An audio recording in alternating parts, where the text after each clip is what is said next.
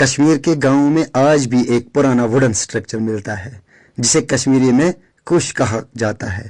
آپ کی زبان میں کیا کہا جاتا ہے آپ کمنٹ سیکشن میں ضرور شیئر کیجئے گا۔ لیکن کیا آپ جانتے ہو یہ صرف اناج رکھنے کی جگہ نہیں بلکہ 300 سال 400 سال پرانی کشمیری انجینئرنگ کی ایگزامپل ہے۔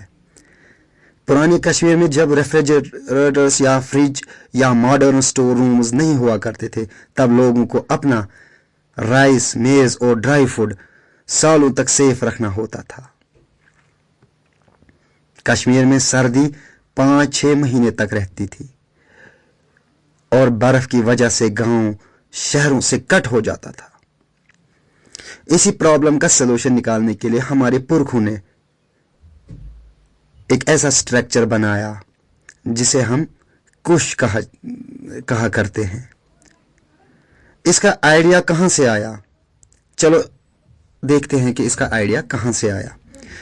ہسٹری کے مطابق 17th اور 18th سینچری میں کشمیر کے گاؤں میں لوگوں نے ہمالین ریجن سے ایک ٹیکنک ایڈاپٹ کی، اناج کو زمین سے اوپر سٹور کرنا، کیونکہ زمین پر رکھنے سے اناج گیلا ہو جاتا تھا، چوہے اور جانور خراب کر دیتے تھے، برف اور پانی سے سب نقصان ہوتا تھا۔ اس لیے لوگوں نے لکڑی کے ایک ایویلیٹڈ سٹوریج بنایا جو زمین سے اوپر پلرز پر کھڑا ہوتا تھا۔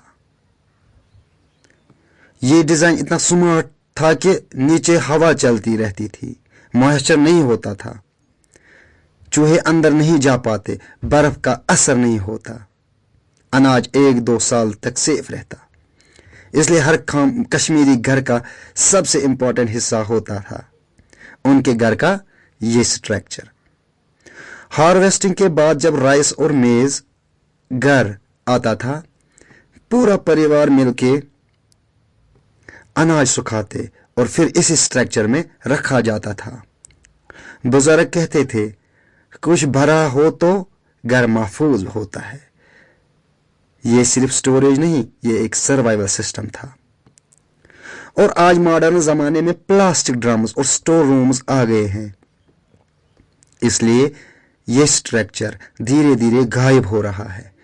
لیکن کشمیر کے کچھ ولیجز میں یہ پرانے سٹرکچرز ابھی بھی کھڑے ہیں جو ہمیں یاد دلاتے ہیں ہمارے پرکھوں کی انٹیلیجنس اور سمپل لائف۔ یہ صرف لکڑی کا سٹرکچر نہیں، یہ کشمیر کی ہسٹری ہے، یہ کشمیر کی سروائیول سٹوری ہے۔